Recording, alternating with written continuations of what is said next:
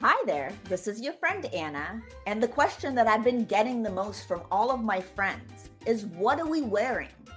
This age-old question isn't just about choosing an outfit, it's about choosing how we present ourselves to the world. I created the I Want Her Shoes podcast to dive deep into what it means to dress with intention, whether you're heading to a council meeting or just having a casual day out with your family. Join the conversation as we explore the power of personal style and the decisions that shape our public personas. Put on your favorite pair of shoes and step into my closet.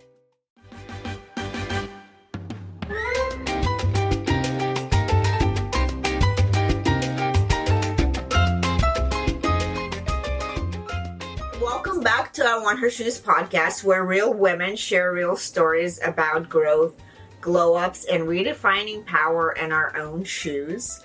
I'm your host, Anna, and today we're bringing the heat for 2026, and we're joined once again by powerhouse Sandra. How do you pronounce your last name? Njoku. Sandra Njoku, and known to many of you as Sunny, a fitness coach, nutrition motivator, and the fierce voice behind episode 26, Reclaiming Strength, Motherhood, Movement, and Starting Over. If you haven't heard that episode, go check it out. It's really powerful. And this time, Sunny's back to give us exactly what we need to reset realistic, empowering wellness tips for the new year. And whether you're easing back into movement or ready to level up your training, this is your permission slip to ditch the new year, new pressure mindset and start showing up with purpose and grace.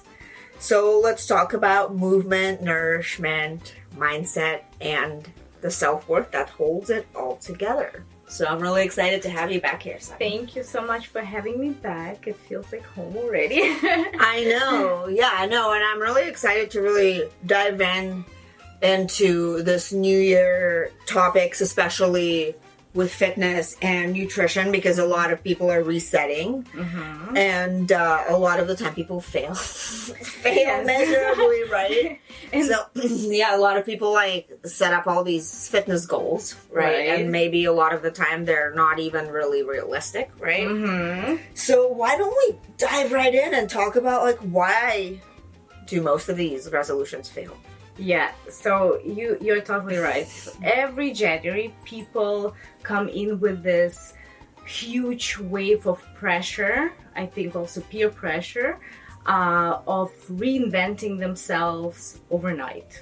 And the reason why those unrealistic resolutions fail, not because people are lazy or unmotivated, is because the intention behind the goal is wrong. I think the goal setting around New Year's Eve is coming from the place of guilt, where people are like, okay, I've been celebrating too much, let me fix myself, let me undo the holidays, because if we're realistic, the holiday starts at least in the US somewhere between like already October. started. I mean, it's like from like October, like Halloween. Halloween, yes, exactly. Yeah. And then all the candies, then comes Thanksgiving, Christmas, all the parties around Christmas. We have Art Basel now. Oh my gosh, yes, that's a big party for local folks, and also people come here from out of town, you know, all of that. Exactly, and some people don't want to miss out, and they think, okay, in January, everything gonna refresh, we're gonna start from zero. And that's where the problem lies, because when you build your goals from the place of punishment, it will certainly fail once life starts to get challenging. Right. And I mean, what does it mean? It means once, for instance, you have a big change in your life and you can't keep up with your routine, or let's say your toddler's sleep schedule is changing, or you get a promotion and now you have more responsibility at work, that's when you start giving up and say, okay, I'll try it next year again.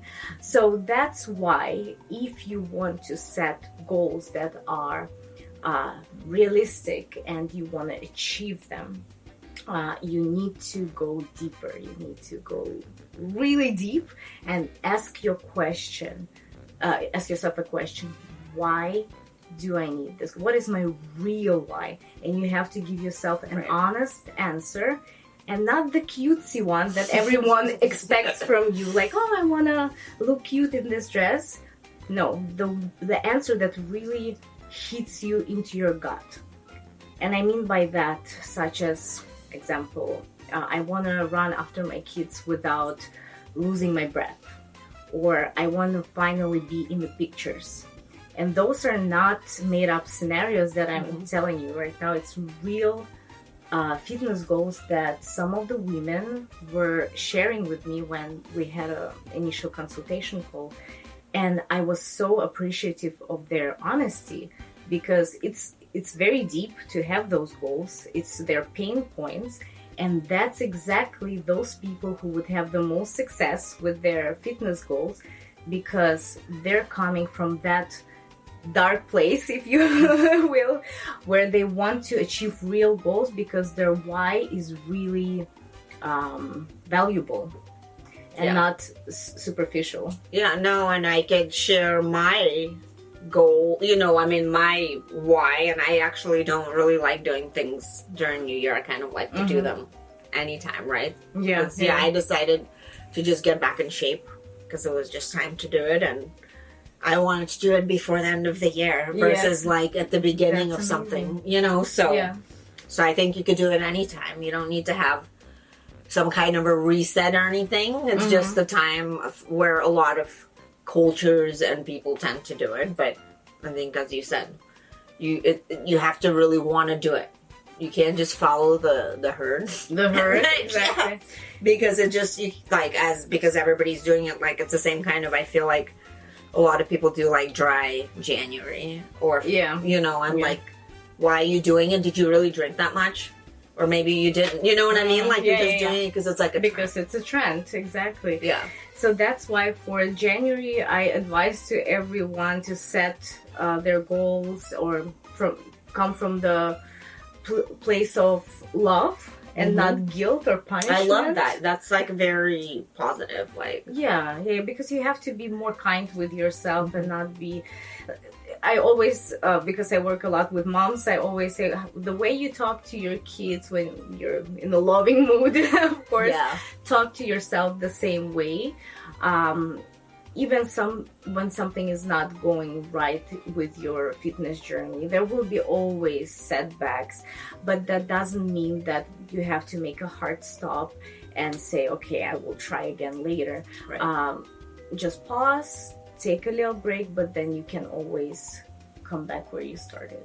Yeah, and I think if you come, with anything from more of a positive place, right? It's not like because like I am being a bad person that I'm like out of shape or whatever. It's more about, me being like more healthy, right? And it's more about doing something for yourself, I feel like, right? Like you should look at it that way. Like it's like we should all, as we age, or any time, but I think exactly as we are aging, like that's something we should think about as something doing it for yourself and showing up for yourself versus like a superficial thing, like you said, right? Like like the dress or going to the, like whatever, because those things will come anyways if you really focus on it, right? Those are benefits that coming anyway with you. So you don't need to reinvent yourself from scratch.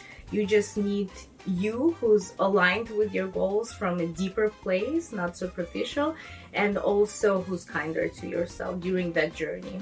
Yeah, no, 1000%. No, those are amazing tips. And let's talk a little bit about like micro shifts and big impact.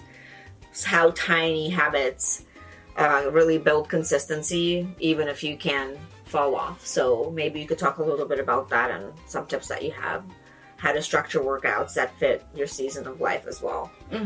Okay. So I think a lot of people think that they need the entire life overhaul in order to, get back on track. But honestly, you don't. You just need those micro habits that compound with time. with the time, and also they impact your lifestyle and change it for better. And I want to share some of the micro habits that changed my life, and maybe someone will find it useful and would also implement in their life. So one of the micro habits that I have on a daily basis is a non-negotiable daily movement. So I always schedule time, no matter what time it is, either it's in the morning, depending on my schedule, to move with intention, whether it's a strength training, it could be stretch, or just walk with my podcast, I Want Your Shoes podcast, the new episode. And it's all about movement, about me time, because it sets the tone for the day, if you do it in the morning. But even if you do it in the evening, you're finishing the day with the kind of winding down, because you're releasing the energy, but also you're sending signals to your nervous system, telling that I need that energy daily to move my body. So the energy increases every day. So if you don't do anything, the brain thinks that you're not moving, you don't need the energy, so you feel drained. So that's why it's so important to have that non-negotiable 30 minutes to 1 hour with yourself of movement. The next one is the protein anchor method. Always asking yourself, okay, where does my protein comes from? The reason why we need protein is because we want to have that feeling of satiety. And of course, it should come from lean protein and not just, random. First of all, it would regulate your appetite, your blood pressure, your hormones, your energy. And that's a big game changer for us women, because if we feel hungry, then we start to snack on random things. Your kids like snacks and stuff. Yes. I feel like everybody does that, like all the moms out there, because that's the easiest thing to easiest thing to access. And those snacks, even though they're healthy, but they're not really healthy. Not for us. I mean, maybe for the kids they're fine, but yeah, it's like empty calories. Yeah, it's we're adding to our body. So exactly. Why would no we do nutrition that? Yes. And then the third one would be the hydration before caffeine. That's a big one. Right now, people would be like, oh, but I love my caffeine tradition in the morning. I wait for this moment. How much water should we drink before actually ingesting caffeine? Just a cup of water. I love to add either chlorophyll or apple cider vinegar or lemon. So tell us about, I've heard about the lemon, but not the other two. So the other two, those are really great antioxidants that would that have benefits of cleanse, liver cleanse. They accelerate your metabolism, add energy, and in general, you will feel much better after drinking water. And also they have electrolytes. So once you have your glass of water, after that you can have So ladies, caffeine. you can do a glass of water is not that hard to drink, okay? It's not just hard, drink it quick. Exactly. Also think that coffee actually dehydrates. Yes, so absolutely, yeah. You should drink, they say that you should drink like a cup of water to every, if you drink exactly, coffee, exactly. At least 1 or 2 cups of water, because it's definitely very dehydrating. So, yeah. So that's why we need to start our day with water. And then the fourth one would be adding one upgrading rule. That could be something small, one rule that you can be proud of.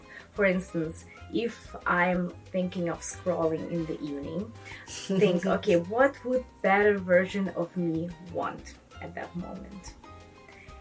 Better version of me probably would want to stretch or read a book or do something meaningful. Right. So swap for something that you would be proud of. Something, again, it doesn't have to be a huge act of, it has to be something small that would add value to your future self that you imagine to become.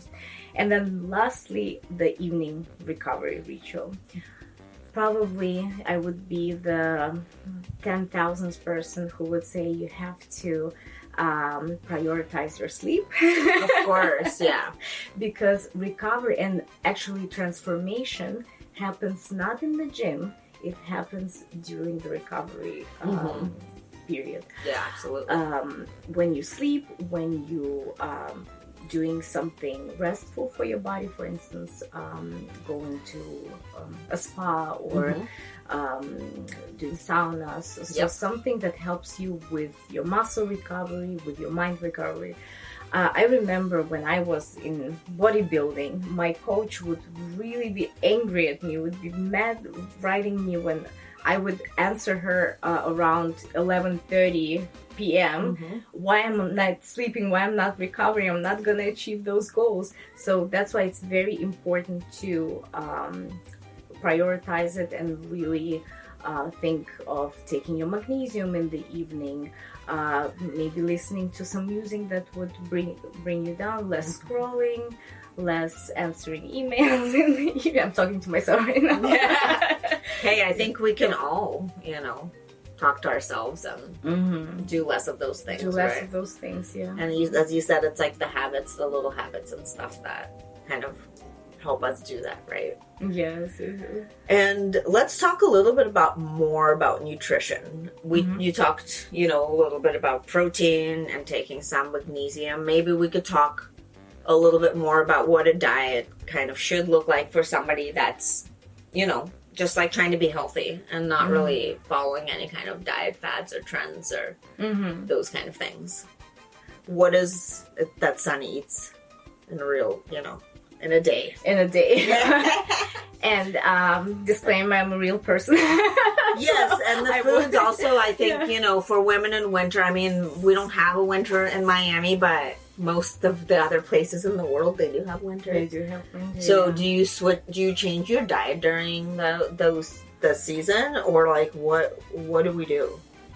In general, during winter, I think like in Germany, it's a different diet. In Germany, it's in different. Toronto, or in Toronto, yeah. I feel like when I used to live in those countries, my body was definitely craving for something warm, for something like you're not going for acai bowl. Stuff like pure Vita kind of things.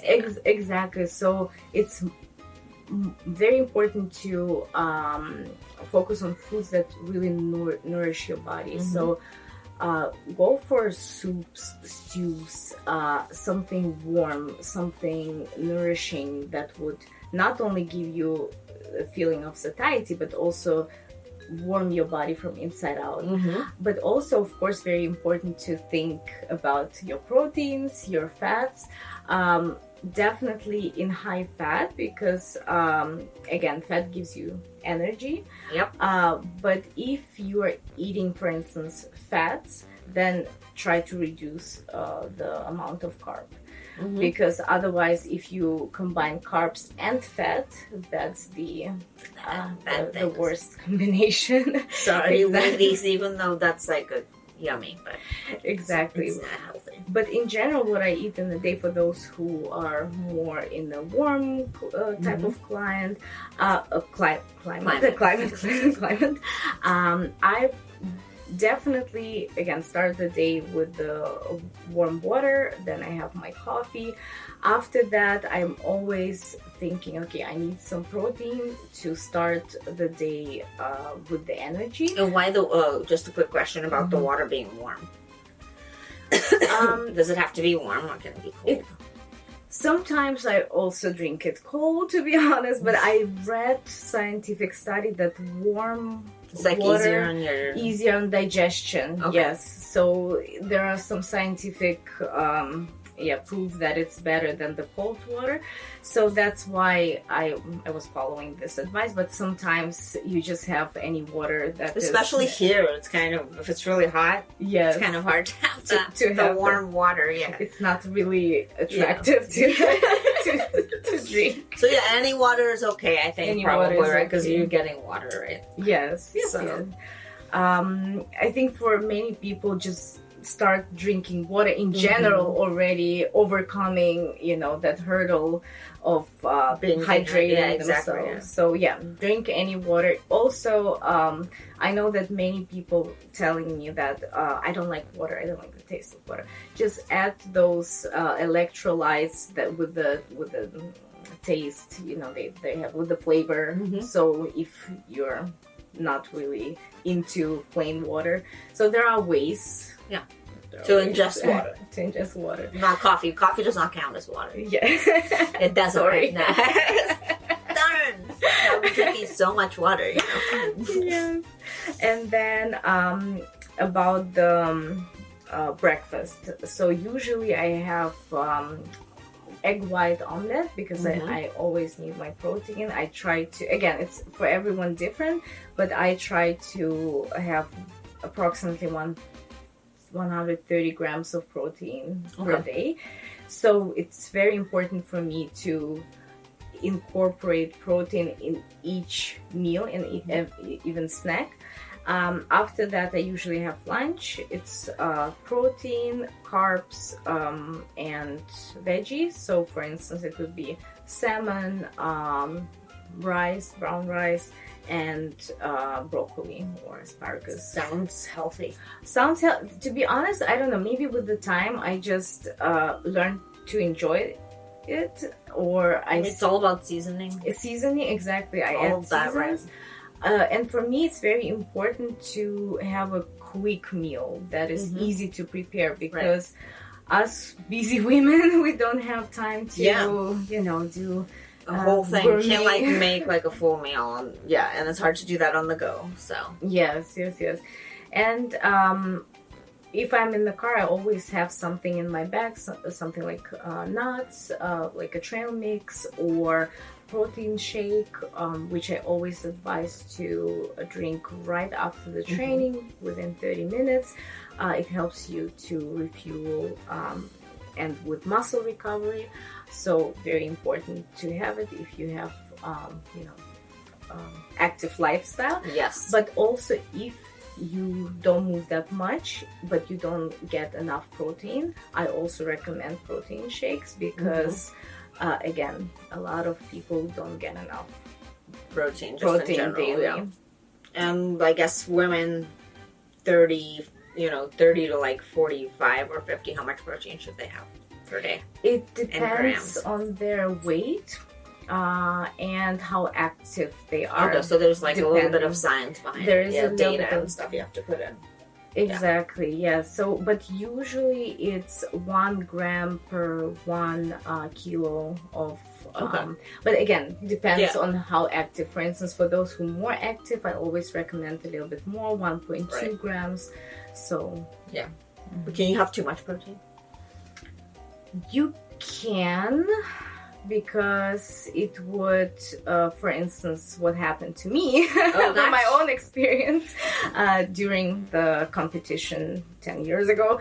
I had outbreaks on my back, so you can have then pimples. Exactly. Just like too much of it. Too much. You can of have it. bad breath too, probably. Probably yes. Yeah. For sure.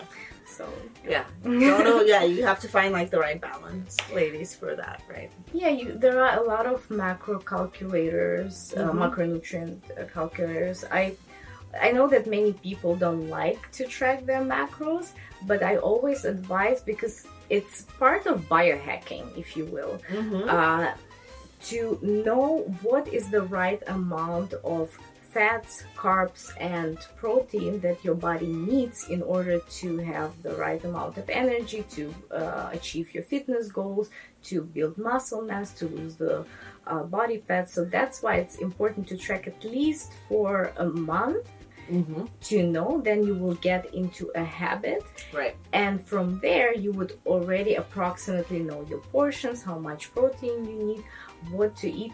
Also, I advise asking yourself questions. Okay, how do I feel after certain foods? Right. Is my energy drained? Do I feel spike of energy? Do I feel bloated? All those questions, you really listen to your body, you analyze. Yeah, I never thought about that. Yeah. Like after you, because there are a lot of influencers and diets where you have to eat this, you have to eat that, but they don't know you. They don't know what your body analysis is, what you are made of. So it's very important to always take into consideration your personal profile. What are your health in general? What foods cause you heartburn, for instance? All this analysis would benefit you to get a little bit closer to achieving your goal. No, that's great advice. And the last thing I wanted to talk about is the power of mindset over motivation, because sometimes, like the results are slow. Like, how do we kind of stay motivated? And, I think confidence probably also comes from showing up, not just showing up, and consistency too, right? I would probably go back to the very first thing we were discussing, the reason behind. Yes, exactly. Why are you trying to do a reset at New Year? Right? Why are you doing that in the first place? Because again, there will be always something that coming in between. Either it's a big birthday or a night in Vegas that you have to celebrate and then recover from it for a month. And it's very important not to give up and always go back to analyzing, okay, I started this here, I came so far, so I need to continue, even if it's not perfect, just showing up for myself. Again, sending signals to your brain, because it's always a connection. If brain sees, okay, you're doing some movement, you're trying to eat healthy, it encourages you to do it further. And again, a slow progress doesn't mean no progress. I'm gonna repeat this again. I love it. I think that's a great quote. The slow progress doesn't mean no progress. Yeah, because it's still progress. And you should give yourself credit for it. Credit for it, and also analyze. How do you feel? Sore. Good. It's good though. The energy level, how was it a month ago when you just started this fitness journey? Was it here or was it here? It's probably here already. Do you feel stronger? Can you do, for instance, 10 push-ups instead of 5 when you start? So always think of those little metrics that you can measure for yourself, and then if you see the progress there, celebrate those, because those are actually great achievements. You add up those, and then at the end it will follow. It will follow in the mirror, it will follow with the compliments from your loved ones. It always follows. It's just the consistency over perfection. No, that's great advice, 1000%, because I think you just have to show up, right? Show up and do, even if you have 15 minutes, right, to do something.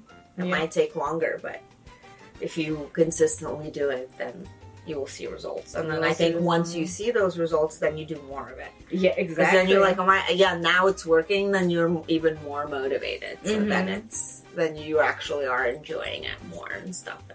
You kind of change your psychology a little bit, right? Absolutely. So, well, Sunny, thank you so much for bringing your wisdom, energy, and no BS wellness mindset back to the podcast. Your journey reminds us that strength is personal, food is fuel, and movement is one of the purest forms of self-respect. To our community this year, may your fitness not be about the scale, but about how you feel when you step into a room. Really, right? It's about your mindset, as it always goes back to that. Yes, to that. Yes, and may your meals be nourishing, your rest be sacred, and your habits reflect the woman or man that you're becoming, not the one you're trying to fix.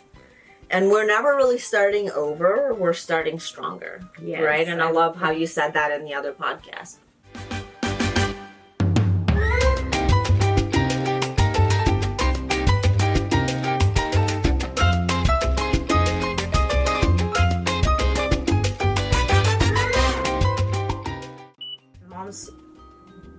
drove me mad was the costumes, because I haven't ordered the costume yet. Right. And they're like, oh my gosh, you have to do it now.